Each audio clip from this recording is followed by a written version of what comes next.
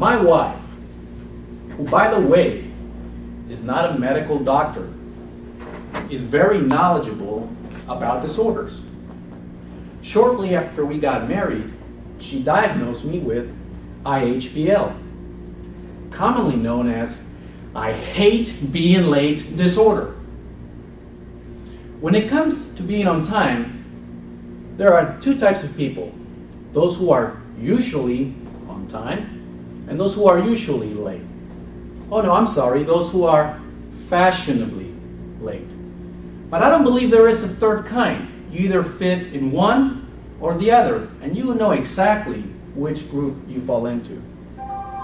Most recently, I was so anxious about a job interview that I showed up at my scheduled appointment 24 hours and 8 minutes early.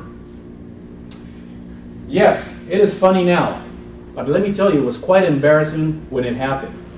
The good thing was that I was interviewing with a headhunter and not a hiring manager.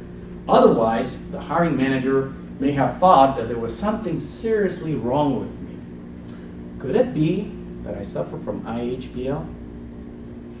God has a great sense of humor.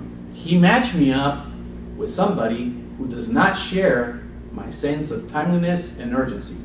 In fact, she is quite the opposite.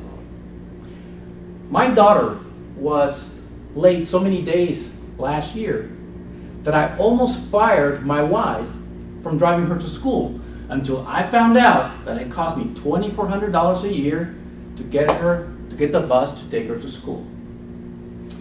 Usually on Sunday mornings, we go to church, and it's very difficult to get there on time regardless of what time my wife gets up.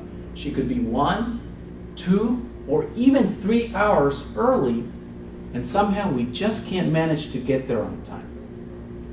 We usually go to service at 10:30 in the morning. I like to leave the house no later than 10 minutes after 10. At 5 after 10, I announce to my wife that my daughter and I are going to be waiting for her in the car.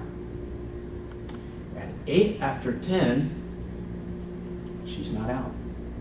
So I tap on the horn very lightly, just to let her know that if she doesn't walk through the door in the next few minutes, we're going to be late. 9 after 10, I'm beginning to worry.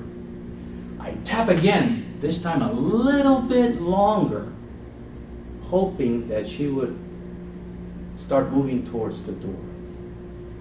At 10 after 10, I'm like really getting nervous now. We have to leave. So I get out of the car, open the door to the house, stick my head in, and ask her if everything is okay. And then remind her that if we don't leave soon, we are definitely going to be late. At 11 after 10, I'm just really nervous. I'm getting really anxious. I'm holding on to the steering wheel just like this. And I'm thinking to myself, what should I do? Should I honk again, this time maybe louder? Or should I just walk in the door and let her know that we're leaving without her? Or should I just bow down and pray to God that He changes her to be more like me? At 12 after 10, my wife is still not out. It is just driving me up a wall. I'm really getting nervous now. I'm honking at the car now, even louder, and nothing. 13 after 10, my wife finally walks through the door. On her way to the car, she notices in the garage that there's something out of place. She walks over there and puts it in place. And I'm in the car just fuming, thinking, what in the world could she be thinking? But I have a plan B. As soon as we got in the car, I decided that we were going to drive faster. Pulled out of the driveway, increasing the speed, and wouldn't you know it, I'm just hitting red light after red light. So I decided I need to drive faster. Before I know it, I have a police behind me with the lights flashing. I don't know what to do. I have tried everything.